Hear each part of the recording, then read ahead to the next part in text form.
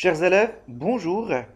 Cette vidéo est destinée aux élèves de première année baccalauréat et va porter sur l'étude des chapitres 9 et chapitre 10 du roman La boîte à merveilles. Donc, nous allons faire un petit résumé pour ces deux chapitres. Avant de commencer, n'oubliez pas de vous abonner et de partager la vidéo. Chapitre 9. Les bijoux du malheur.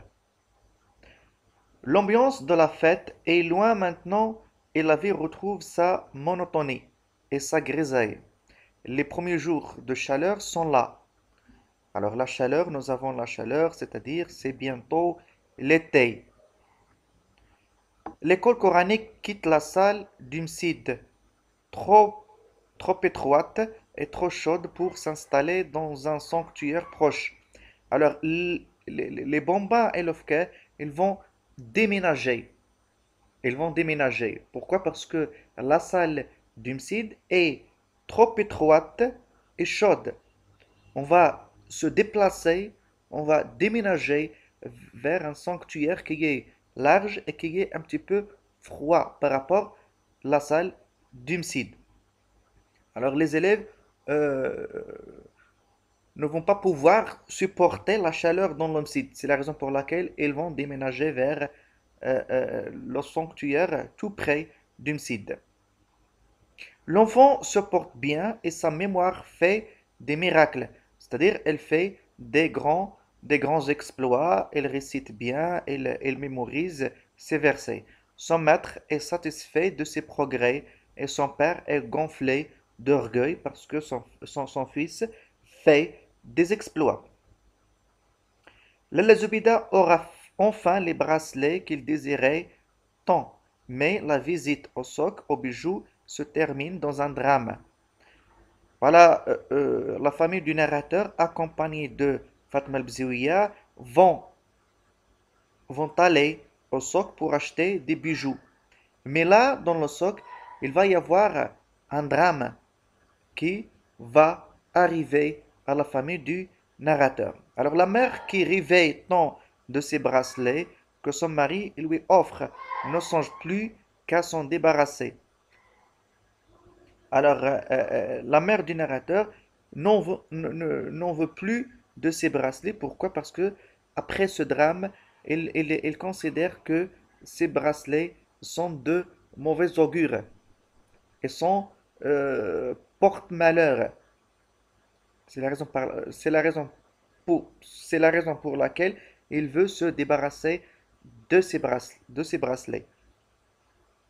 Alors la mère qui rêvait tant de ces bracelets que son mari lui offre ne songe plus qu'à s'en débarrasser et sont de mauvais augure et causeraient la ruine de la famille. Alors dans ce chapitre-là que Malam Abslam va ruiner parce qu'il va perdre son capital pendant ce drame-là qui a eu dans le soc pendant la bagarre entre Malam Abslam et le Dlal. Alors les ennuis de la Laïcha ne sont pas encore finis. Donc pour la Laïcha, il y a d'autres ennuis, d'autres problèmes, et cette fois-ci avec son mari. Son mari vient de l'abandonner. Il vient de l'abandonner pour une autre femme. Il va se marier avec une autre femme, ce qu'on appelle la polygamie, c'est-à-dire il va avoir une deuxième épouse. Elle a pris une seconde épouse, la fille de Si Abdelrahman, le coiffeur. Alors si l'enfant se consacre avec assiduité à ses leçons, elle rêve toujours autant. Elle s'abandonne dans son univers à lui. Elle est homme, alors elle se sent homme, prince, roi. Elle fait des découvertes et elle en veut à mort aux adultes de ne pas le comprendre.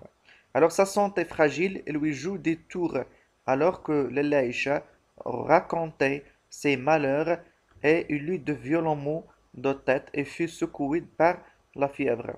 Sa mère en fut bouleversée.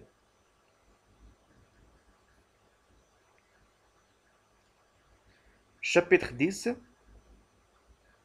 Un ménage en difficulté. Un ménage, c'est-à-dire une famille en difficulté, en difficulté, bien sûr, on parle de la famille du narrateur. Pourquoi une famille en difficulté? Parce que Malim Abslam a perdu son capital et il va falloir, il va falloir trouver des solutions.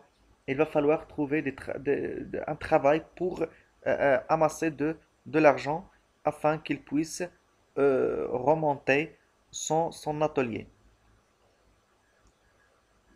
Alors, l'état de santé de l'enfant empire. Lalla Zubida s'occupe de lui nuit et jour. Nous avons ici l'enfant, c'est Mohamed qui était malade, et sa maman, Lalla Zubida, s'occupe de lui jour et nuit. Et ils inquiètent, ils s'inquiètent pour lui. Alors, d'autres ennuis l'attendent. Les affaires de son mari vont très mal. Il quitte sa petite famille pour un mois. Donc, il va quitter sa famille pour aller travailler dans les environs de Fès comme moissonneur afin qu'il puisse amasser de l'argent. Alors, il part en moisson et compte économiser de quoi relancer son atelier. L'attente, la souffrance et la maladie sont au menu de tous les jours et marquent le quotidien de la maison. Alors, nous avons la maladie, nous avons la souffrance. Alors, donc, ces choses-là rendent la vie de cette famille, la famille du narrateur, en difficulté. Lalla Zubida et Lalla Isha, deux amis frappés par le malheur, décident de consulter un voyant qui est Sidi al-Arrafi. Alors, ces deux femmes qui sont frappées par un malheur, Lalla Isha, son mari euh, va l'abandonner pour une seconde femme, Lalla Zubida, qui sa famille en difficulté, son mari a perdu son capital et les ont quittés pour aller travailler dans les environs de Fès. Donc ces deux familles sont frappées par le malheur. Alors euh, qu'est-ce qu'ils ont fait? Ils ont décidé d'aller consulter un voyant qui est Sidi al-Arrafi. Voilà, c'est la fin de cette vidéo. Je vous remercie de votre fidélité. N'oubliez pas de vous abonner et à très bientôt.